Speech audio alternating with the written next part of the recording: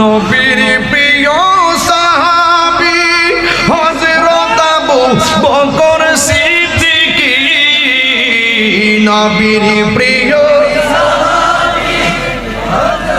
আবু বকর সিদ্দিক, ভালোবেসে শুইল পাশে, ভালো শুইল পাশে, যাইয়া দেখো মদিনা মদিনা মদিনা, আসে গো মুমিনের ঠিকানা, মদিনা না আসে গো মুমিনের ঠিকানা।